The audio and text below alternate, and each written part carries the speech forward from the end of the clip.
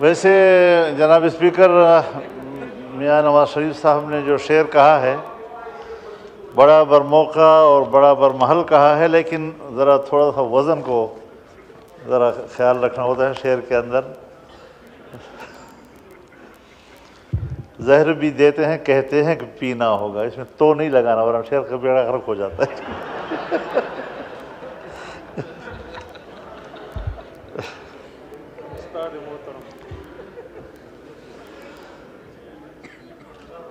بسم اللہ الرحمن الرحیم،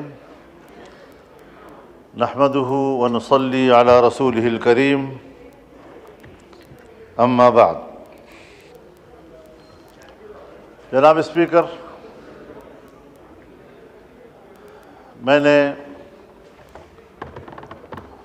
آج اس ایوان کے سینئرز کی باتیں سنی، اس میں حقائق بھی تھے، تنقید بھی تھی، کچھ تلخی کا پہلو بھی تھا، لیکن میری گفتگو تنقید کے بدلے تنقید پر مبنی نہیں ہوگی، بلکہ تعریف کے بدلے تعریف پر مبنی ہوگی۔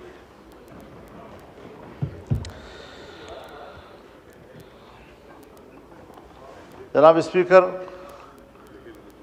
کچھ چیزیں ہمیں خود سمجھنی ہوں گی۔ آج ہم جس موضوع پہ بات کرنے کے لیے بیٹھے ہیں اور آج ہم جو آئینی ترمیم پاس کرنے جا رہے ہیں، اس کا آغاز کب ہوا، اس کا سبب کیا بنا؟ Please lower your voices, thank you جی۔ یہاں ایک مسئلہ اٹھا تھا کہ سپریم کورٹ کے جج صاحبان کی مدت ملازمت میں اضافہ کر دیا جائے۔ ایک یہ بھی تجویز تھی کہ ججوں کی تعداد میں اضافہ کیا جائے، اور یہ بحث میڈیا میں زیادہ چلتی رہی۔ باضابطہ طور پر ہمارے سامنے ایسی کوئی بات نہیں آئی، لیکن بالآخر پارلیمان کے اندر سے بھی، سیاسی حلقوں کے اندر سے بھی جب اس قسم کی باتیں ہمیں یہاں پہنچیں تو میں نے اس وقت اسی فلور پہ یہ عرض کیا تھا کہ یہ ایک آئینی ترمیم ہوگی، اور آئینی ترمیم کا موضوع شخصیات ہیں۔ یہاں پر اصل میں جھگڑا شخصیات کے حوالے سے ہے کہ اگر ایک جج ہے تو اس سے حکمران پارٹی گھبرا رہی ہے، اگر دوسرا جج ہے تو اس سے حزب اختلاف کی جماعت جو ہے وہ گھبرا رہی ہے، اور ایک کی کوشش یہ ہے کہ فلاں جج ہو، دوسرا کہتا ہے کہ فلاں جج ہو۔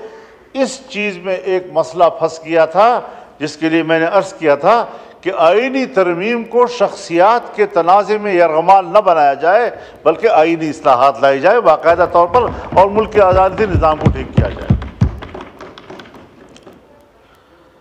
اب ظاہر ہے یہ میرا ایک تصور تھا، اور ہمارے مد نظر تھا یہ کہ 2006 میں جب پاکستان مسلم لیگ نون اور پاکستان پیپلز پارٹی کے درمیان جناب میاں نواز شریف صاحب کے اور جناب بینظیر بھٹو شہید صاحبہ کے درمیان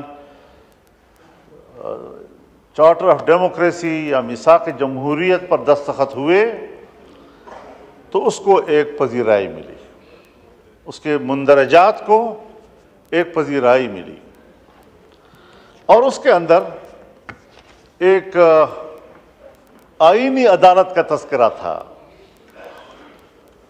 اب ظاہر ہے میں ہوں یا جتنی بھی یہاں پر پارلیمانی جماعتیں ہیں، جو اس وقت موجود تھیں یا جو سیاستدان تھے اس وقت، ہرچند کہ بہت سے لوگ اس کے دستخطی نہیں ہیں، لیکن بعد میں ایسے فورم وجود میں آئے کہ ان فورمز پر جب ریزولوشنز آئے تو وہ انکلوڈیڈ بائی COD، اور ہم نے بھی اس پر ساتھ کیا ہے۔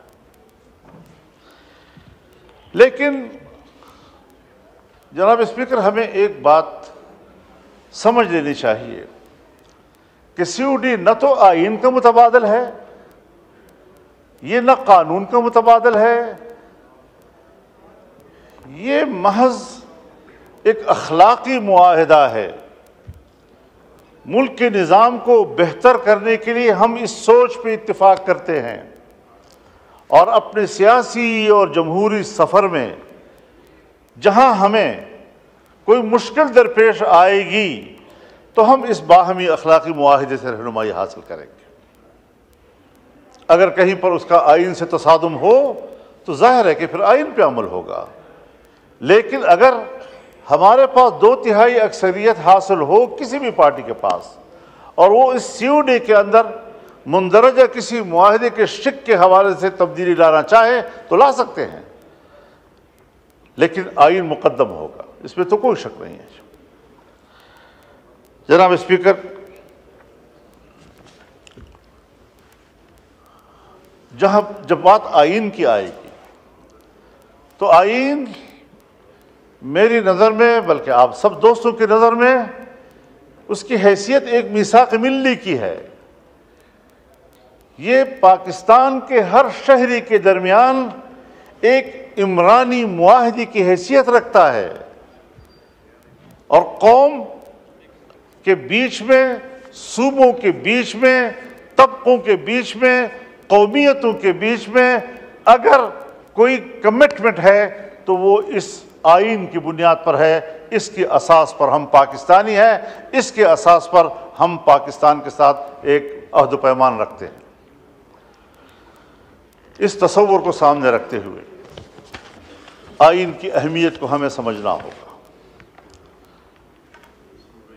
آئین ایک مستحکم دستاویز ہوتی ہے، اور جو دستاویز جتنی مستحکم ہو اتنا ہی اس کے اندر ترمیم و تغیر کرنا بھی ذرا مشکل ہوتا ہے۔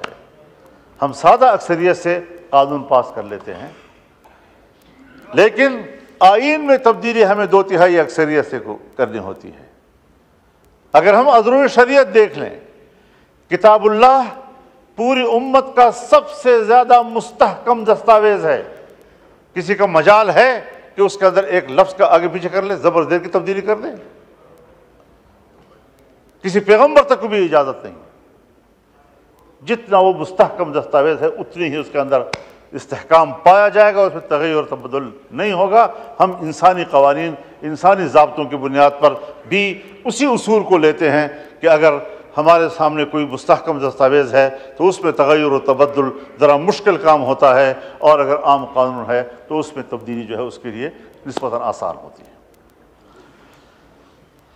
ہم ذرا آئین کی بھی تاریخ دیکھ لیں، اور ہم ذرا آئینی ترامیم کی بھی تاریخ لے لیتے ہیں۔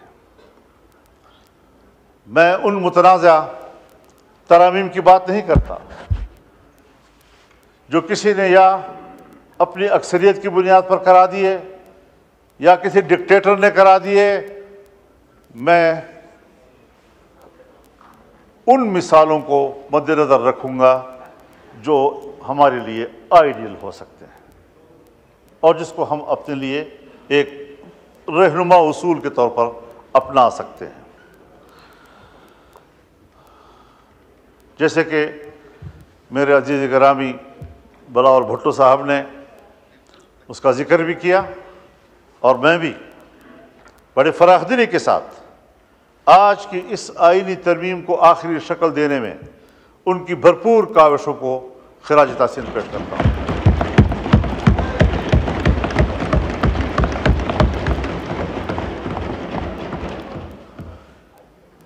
میں جہاں اپنے برخوردار جناب بلاول بھٹو صاحب کی کوششوں کو خراج تحسین پیش کرتا ہوں۔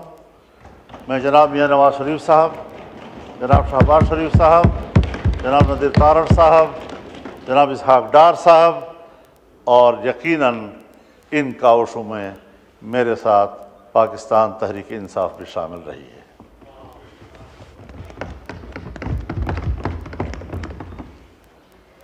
میں نے خود اس میں جو کردار ادا کیا، جو اللہ نے مجھے توفیق دی، میں نے اپنی بھرپور کوشش سے ایک متفقہ آئینی ترمیم بنانے میں محنت کی اور کوشش کی، اور اللہ کے فضل و کرم سے اللہ نے مجھے اس میں کامیاب کیا ہے۔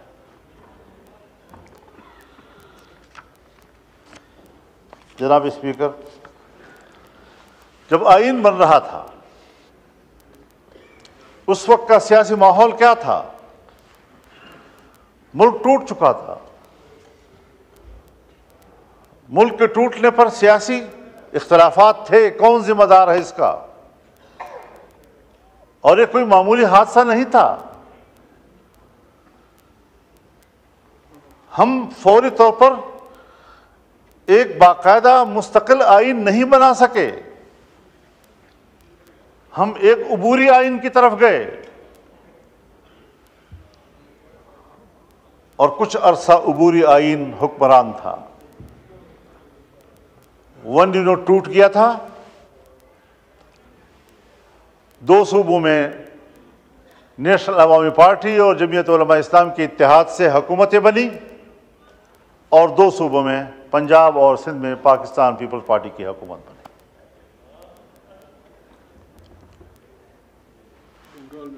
ایسے وقت میں جبکہ بلوچستان اسمبلی کو توڑ دیا گیا،